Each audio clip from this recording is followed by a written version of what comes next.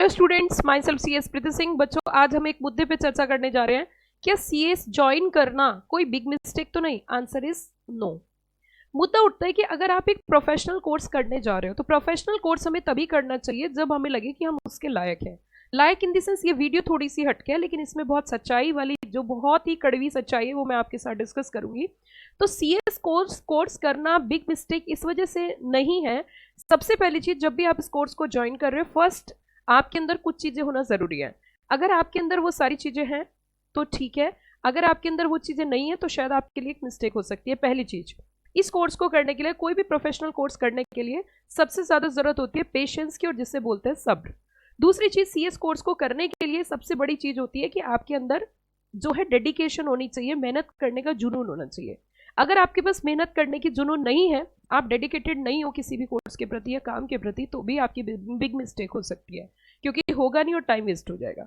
तीसरी चीज, इस कोर्स में जो है वो लगातार पढ़ाई करनी पड़ती है, मतलब continuity play a very important role. तो अगर आप कॉन्टिन्यूस हो, आप बहुत जल्दी किसी काम को करके एकदम से ड्रॉप नहीं कर देते, लगातार आप मेहनत करने में विश्वास रखते हो, तो ये कोर्स एक बिग मिस्टेक नहीं है।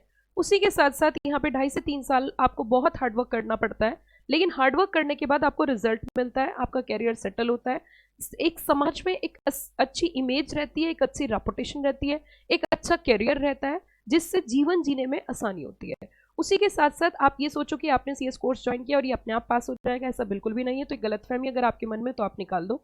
इस कोर्स में आने को बहुत लोग आते हैं, लेकिन आने के साथ आप किस मकसद से आए हो, that is very important. And मकसद ये है कि यहाँ पे जो कोर्स का कंटेंट है वो काफी ज्यादा है, तो उसको क्रैम करने के लिए, उसको पढ़ने के लिए, उस एग्जाम को पास करने के लिए आपको लगभग हर रोज मेहनत करनी पड़ती है, हर रोज पढ़ाई करनी पड़ती है, बहुत सारे काम आपको छोड़ने पड़ते हैं। तो मैं आपसे ये कहना चाहती हूँ कि अगर आपने सीएस कोर्स को ज्वाइन किया है किसी को देखकर, किसी से पूछकर, या ऐसे ही बस ज्वाइन कर लिया, तो ये हो सकती है एक बहुत बड़ी मिस्टेक। लेकिन अगर आप कोर्स के प्रति डेडिकेटेड हो, आपका अपने प्रति विश्वास है, आप निरंतर अभ्यास, निरंतर प्रयास, कॉन्टिन्यूसली डेडिकेटेड तरीके से पढ़ाई करते हो, टीचर गाइडेंस में रहते हो, अच्छी कोचिंग क्लासेस लेते हो, खुद से सेल्फ हार्डवर्क करते हो।